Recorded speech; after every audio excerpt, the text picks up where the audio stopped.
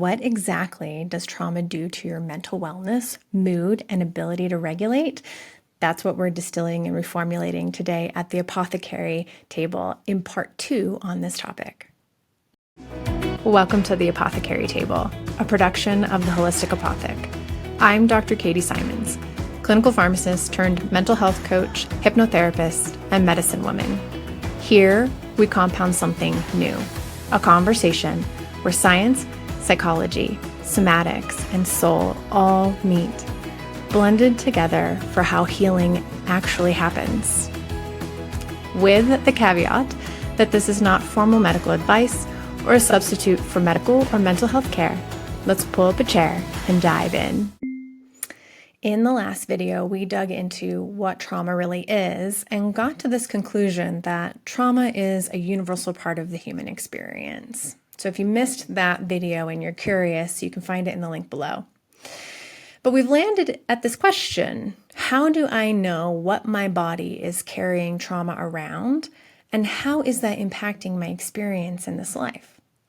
Well, we know our bodies are carrying trauma by looking at our nervous system regulation. We talked about our autonomic nervous system in the video, Understanding Your Nervous System, and that's also linked below. So we know that when our nervous system is chronically activated, we end up stuck in states of fight, flight, flee, or fawn.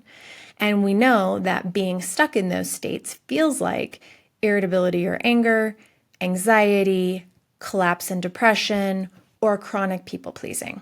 So right there, if those are things that you deal with, you know there's probably some trauma stored in the body underneath those experiences. Now you may ask, well, isn't that really trauma, or is that just life being stressful and I hate my job or I'm going through hard times? The answer is yes, it's both. And that's because a healthy, flexible nervous system has a wide window of tolerance and the capacity to move through challenging situations and stress with freedom of choice. That means we are free to respond in the way that we choose to. Our stress response is another amazing indicator of unresolved trauma, and it goes back to that window of tolerance we talked about in the Understanding Your Nervous System video. When our bodies are carrying trauma, it narrows our window of tolerance and makes us much more rigid. This can come out as perfectionism or a need to control or to plan every tiny little thing in life, lots of shoulds and internal and external expectations. These are all protection strategies that tell us that our window of tolerance is contracted.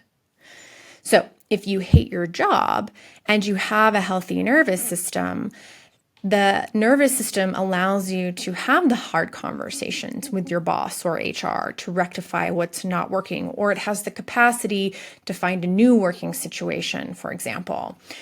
A healthy nervous system doesn't feel stuck, victimized, or powerless. Does it still feel challenging? Yes, that's part of life. But there's an awareness of choice and an ability to stay regulated in navigating the situation. Can you see the difference?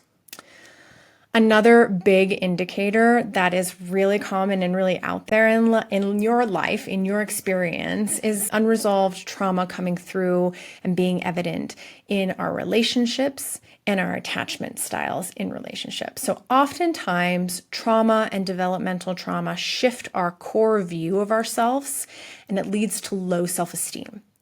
And low self-esteem is painful because it prevents us from believing in ourselves and trusting ourselves and respecting ourselves and just generally accepting ourselves.